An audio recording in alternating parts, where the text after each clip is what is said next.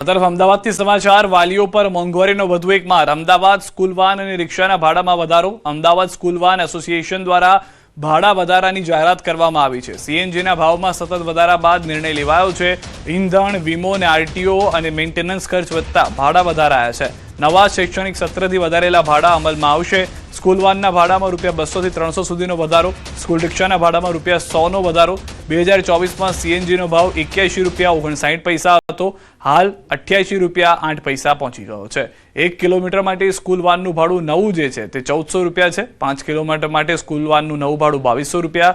1 kilometre માટે રિક્ષાનું ભાડું ₹800 અને 5 કિલોમીટર માટે રિક્ષાનું ભાડું ₹1200 થઈ ગયું છે વાલીઓના બજેટ પર વધારાનો બોજ નવા શૈક્ષણિક વર્ષની શરૂઆત સાથે જ પડશે વાલીઓને વધુ ખર્ચનો સામનો કરવો પડશે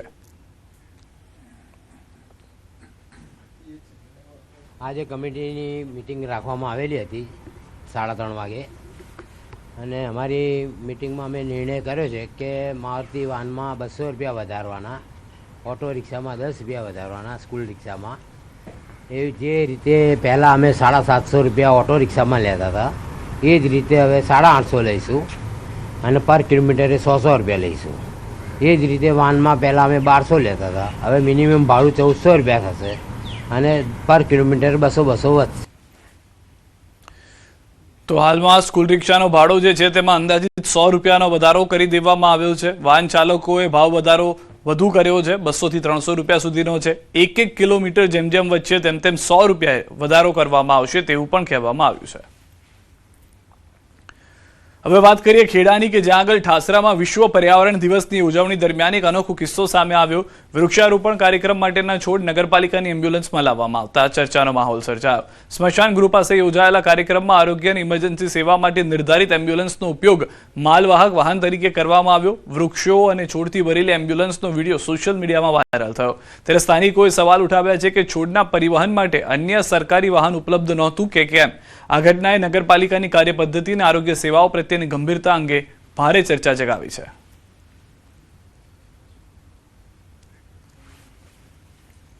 અમદાવાદથી સમાચાર ચાંદલોડિયામાં દબાણ હટાવવાની કામગીરી મહાદેવનગર વિસ્તારમાં તંત્રની કાર્યવાહી 12 મીટરનો ટીપી રોડ ખોલવાની કવાયત શરૂ આશરે 40 મકાનો તોડવાની કાર્યવાહી હાથ ધરાઈ છે કામગીરીમાં 4 દિવસ સુધી ચાલે તેવી શક્યતા છે કાર્યવાહી દરમિયાન સ્થાનિકોમાં ભારે રોષ જોવા મળ્યો છે અનેક ભાવુક દ્રશ્યો સર્જાયા એએમસીના એસ્ટેટ વિભાગની ટીમ દ્વારા પોલીસ બંદોબસ્ત વચ્ચે કાર્યવાહી કરવામાં આવી રહી છે કોઈ અનિચ્છનીય ઘટના ન બને તે માટે મોટી સંખ્યામાં પોલીસ કાફલો તૈનાત કરાયો છે હાલમાં ચાંદલોડિયામાં દબાણ હટાવવાની કામગીરીના દ્રશ્યો આપ જે રીતે જોઈ રહ્યા છો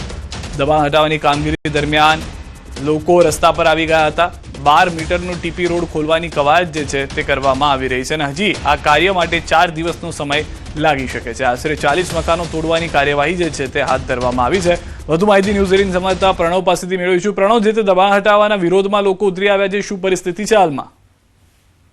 ચોક્કસ નગરપાલિકાના એસ્ટેટ વિભાગ તરફથી આજે જે કામગીરી થઈ રહી છે તે ચાંદલોડિયા વિસ્તારમાં થઈ રહી હતી 12 મીટરના ટીપી રોડને જે મંજૂર કરવામાં આવ્યો સરકાર તરફથી તેઓને હાલ દબાણ મુક્ત કરવામાં આવી રહ્યો છે તે અંતર્ગત હાલ જે મહાદેવનગરના જે વિસ્તાર કહેવામાં આવે છે તેમાંથી 100 થી પણ વધુ જે મકાનો છે તેને ઇફેક્ટ થવાની છે તે અંતર્ગત જ આજના દિવસે 40 થી પણ વધુ જે મકાનો છે જે રસ્તા કપાતમાં આવી રહ્યા છે ટીપી કપાતમાં આવી રહ્યા છે તેને દૂર કરવાની કામગીરી થઈ રહી છે સ્થાનિક લોકોએ વિરોધ પણ નોંધાવ્યો હતો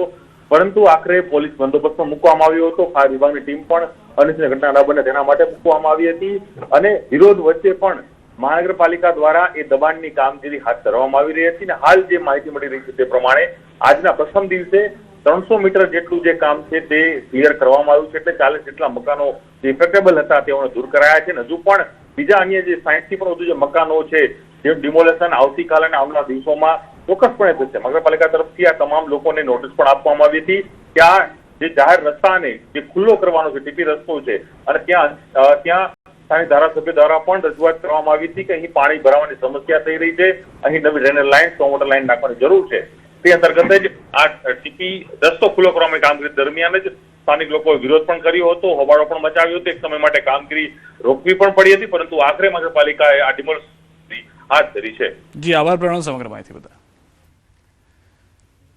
સુરતના કતારગામ વિસ્તારમાં આવેલી નાસિરનગર ઝૂંપડપટ્ટીમાં થયેલા કથિત ગેરકાયદેસર ડિમોલિશનને લઈને વિવાદ થયો છે. સ્થાનિકો અને જનપ્રતિનિધિઓએ કાર્યવાહીને ભૂતિયા ડિમોલિશન ગણાવી છે અને આક્ષેપ કર્યો છે કે કોઈ પૂર્વ નોટિસ કે કાયદાકીય પ્રક્રિયા વિના 100 થી વધુ ઝૂંપડાઓ પર બુલડોઝર ફેરવી દેવામાં આવ્યા, જેના કારણે અનેક ગરીબ પરિવારો ઘરવિહોણા બન્યા. ડિમોલિશન બાદ મનપાના ઉચ્ચ અધિકારીઓ દ્વારા આવી કોઈ સત્તાવાર કાર્યવાહી થઈ હોવાનો ઇનકાર કરવામાં આવતા મામલો વધુ ગરમાયો. આ ઘટનાને લઈને જવાબદાર અધિકારીઓને સસ્પેન્ડ કરવાની તેમજ વિશેષ તપાસ સમિતિ રચવાની માંગ સાથે મ્યુનિસિપલ કમિશનરને રજૂઆત કરવામાં આવી છે. આ મુદ્દો હવે ગુજરાત હાઈકોર્ટ અને ચીફ જ્યુડિશિયલ મેજિસ્ટ્રેટ કોર્ટ સુધી પહોંચ્યો છે, જ્યાં પીડિતો દ્વારા કાયદાકીય લડત શરૂ કરવામાં આવી છે.